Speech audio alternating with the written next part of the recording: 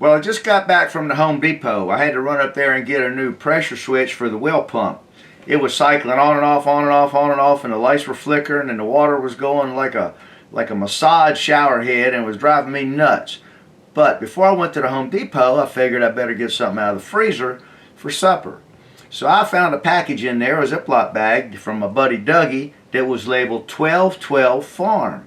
Well, I thought it was some backstrap, slices of backstrap venison that Dougie had brought me last year. Well, as it turns out, it was the best stuff that money can't buy, Dougie's ground venison. Now, Dougie doesn't put anything in with his ground venison. He just grinds it up. There's no beef fat in it, no ground pork, nothing like that. He just adds a little olive oil to it when he wants to make a burger or make spaghetti. Well, tonight, since I thought I was going to have sauteed or fried up or braised or some kind of country fried venison loin, I'm going to do something for supper that I used to do with the kids, Trey and Afton, when they were growing up. We would be coming home from work and not being able to get to the store and just didn't feel like it, and I did most of the cooking, so I'd get home and I'd say, tonight it's going to be a what you got supper. So tonight we're going to have what you got chili. What you got venison chili, courtesy of my good buddy, Dougie Humphrey. Well, let's go check out the refrigerator first, see what we got in there. And we'll check out this bottom drawer here. There's a plastic bag in it. Let's see, there's some celery, carrot, onion. So I know there's some cilantro in there. All right, we'll get that out, put that on the counter. What else we got in here? Let's see. Bacon, red cabbage, oranges. Nah, I don't think that'll work. Over here we got some cauliflower, some broccoli. Nah. Let's go check out and see what we got in the pantry. Aha! Some Rotel. That's Rotel mild. I know we're going to have some Rotel in it. Let's see if we got any Rotel chunky. Some black beans and some butter beans. I think the black beans, that'll work in there. What else is down here? Oh, some Rotel chunky. And some Great Northerners.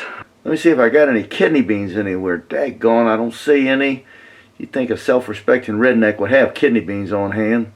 Let's check this other pantry. Nah, I don't see no kidney beans in here either.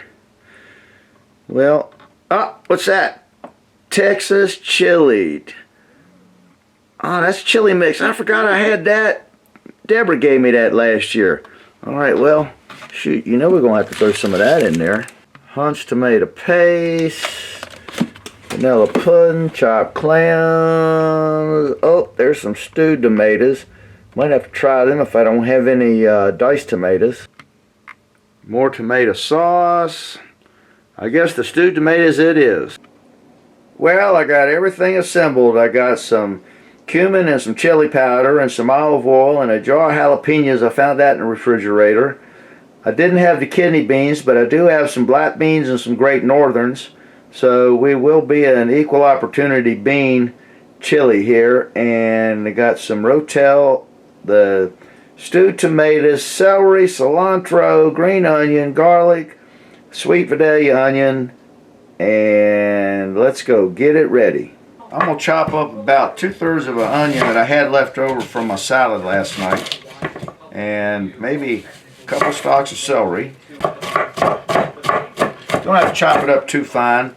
I kind of like my chili a little chunky. Then the celery, cut that one bottom piece off where it was on the stalk, maybe slit about halfway. I like celery in my chili. Gives it, you know, a little bit more texture and a little bit more color going on in there. Got a stalk of celery. And then this is some cilantro, fresh cilantro. I bought that the other night. I forgot what I was making. Guacamole, I think it was. So we'll just do a little bit of that. And of course, you got to have garlic in it. Now these are not very big cloves, but just kind of whack them a couple times, and they come out of the husk fairly easy that way.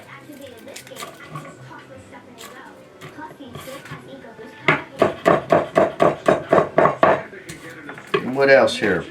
We got a little spring onion, That'll be good in there. I'll add that at the end. Give it the root of the onion. We'll go ahead and put that in the pot. But on the stems, the green stems or tops, use that at the end for a little bit of color, a little bit of garnish.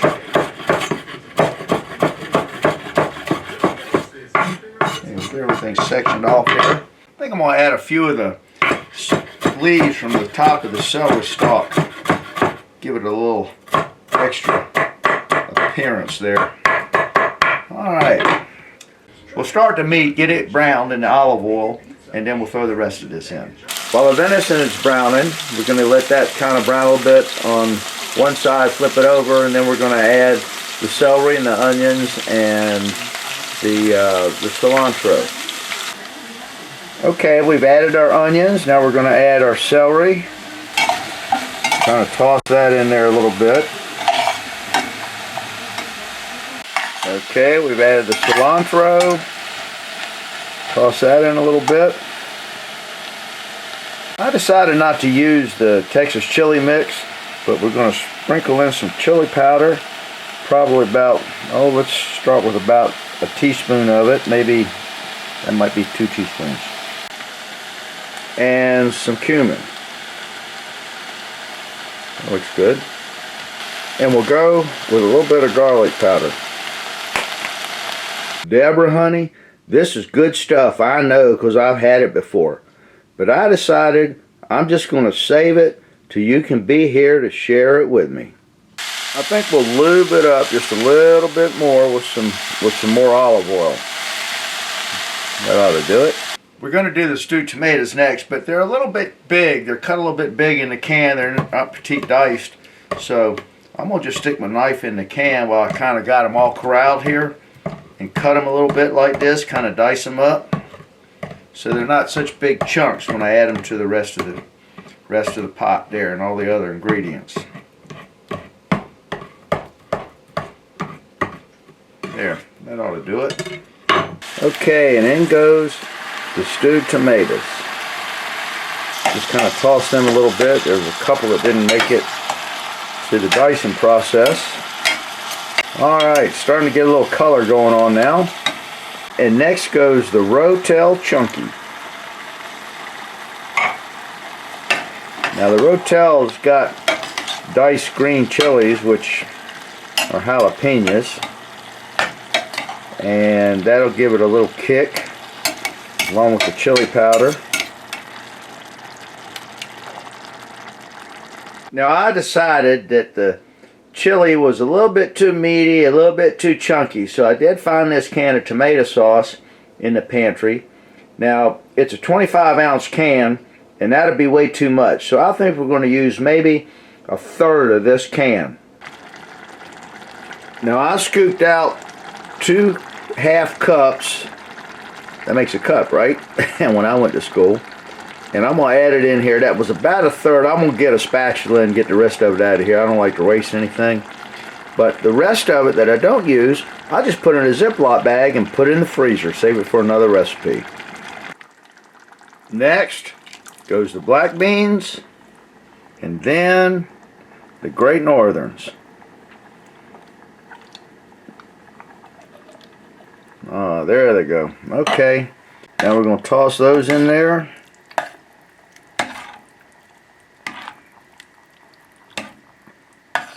Oh, starting to take shape now.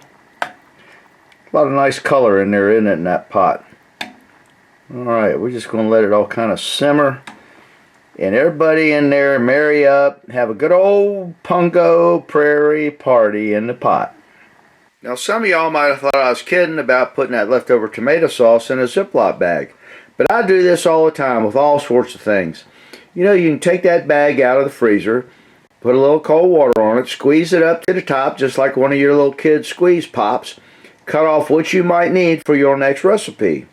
The greatest challenge that I find cooking for one is not to be wasteful. And I don't like to waste any kind of food. So this is a little old trick I figured out on my own. And maybe y'all already do that, I don't know, but just in case you don't, here's a good idea. Well, look what I found in the refrigerator. A Ziploc bag of La Banderita Burrito Grande flour tortillas. I bought these a few weeks back after the Pungo party to take to the mountains and make me a whole hog barbecue burrito. This is going to be perfect to go with my venison chili. Something I like with chili is either fried tortillas or soft flour tortillas. Now a lot of times I'll take these little cookie cutters, like this one's shaped like a cactus and this one's shaped like a chili pepper. And I'll cut out a tortilla, just maybe stack a couple of them together, and I'll cut them out in these little shapes, and you end up like a little cactus. Or you can do another one in the shape of a chili pepper. Now tonight, since they're flour tortillas, I'm just going to dip these in my chili as I eat it, kind of like a piece of bread. But if I'm doing a corn tortilla, I will deep fry them in peanut oil and stand them up as a garnish. But sometimes, even when you're a Pungo Prairie redneck, it don't hurt to dress up your supper, even if you're eating it by yourself. That's a happy pot of deer meat chili right there now. Now this, my friends, is a perfect bowl of Whatcha Got Venison Chili. I garnished it with a little bit of grated white extra sharp Cracker Barrel cheese, a dollop of sour cream, and those spring onion tops that I saved from the beginning. I only wish my kids, Trey and Afton, could be here to share it with me.